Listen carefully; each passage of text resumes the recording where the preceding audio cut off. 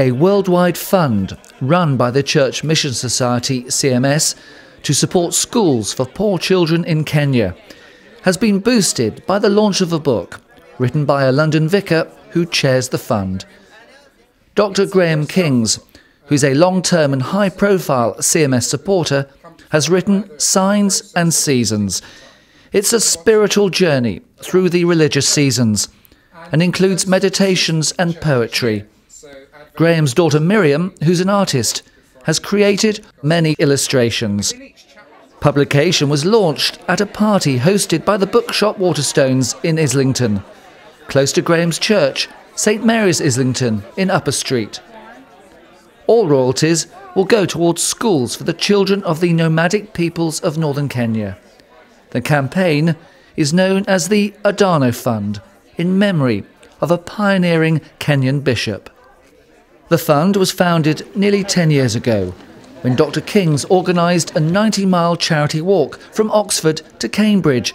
It raised £25,000 and starred Cleo the camel, a symbol of Kenya's nomadic tribes. The event was also part of the anniversary celebrations, marking 200 years of CMS. Graham led the walk with Joseph Galgalo, a tribesman and schoolteacher from northern Kenya. In 1999, Joseph was based in the UK, studying for a PhD in theology at Cambridge University. The Adano Fund is named after nomadic tribesman Andrew Adano, who was the first ever bishop in the Anglican Church of Kenya. He died in a helicopter accident in 1996, having founded several Kenyan schools. His life as a priest was dedicated to improving the education and the living standards of his people. Back in 1999, the Camel Walk attracted the attention of regional news programmes like ITV's Anglia Today and BBC Look East. Yes, I'm here just outside the village of North Hill in Bedfordshire, and it's certainly hot and it seems the summer is finally here.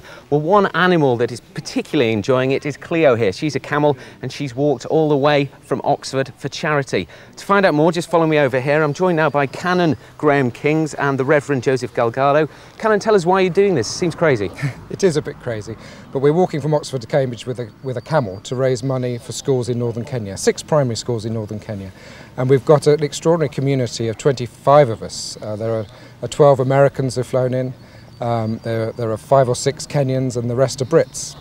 And Joseph and I met 10 years ago. Joseph was a primary school teacher in northern Kenya and was a camel-based nomad. And Joseph, how's the walk been going so far? It's been very, very exciting for me. It's gone very, very well. It's wonderful. All right, both of you, thanks very much and well done so far. Thank you. So from all of us here, including Cleo, it's back to you, Ross, in the studio. Hello. Well, if you haven't guessed already, Cleo's a camel, and she's been raising money for schools in Africa. Lucy Alexander joined the last leg of the trek from the village of Kingston to Cambridge. Crowded outside Kingston Village Church, all eyes focused on one character, Cleo. This little church has witnessed many comings and goings in its time, but nothing quite like this. This was the start to the last day of the journey which had already taken walkers from Oxford, through the Aylesbury Vale, south of Milton Keynes to Woburn, through Bedfordshire to Sandy, on to Wimpole in Cambridgeshire and then to Kingston. Now it was just a case of getting to Cambridge. The walk was the dream of 2 men with one aim, to raise money for schools in Kenya. People have been very, very generous. And this amazing animal you see here, Cleo, has attracted so much attention. And our target is about £100,000 to help these schools. And we hope we will raise that. There were many fun and amusing moments along the way, like the time walkers entered Selwyn College at Cambridge, and Cleo couldn't contain herself, dribbling gently on people's heads in front of the then college master, Sir David Harrison. Is anyone going to get onto the camel? And among the VIPs who came to support the walk and the fund were Archbishop Desmond Tutu and the Duke of Edinburgh. This is people on the walk have been signing this throughout. Nearly 10 years on, sales of the book produced by Dr. Kings and his daughter will now provide more money for the Adano Fund, which is administered by CMS.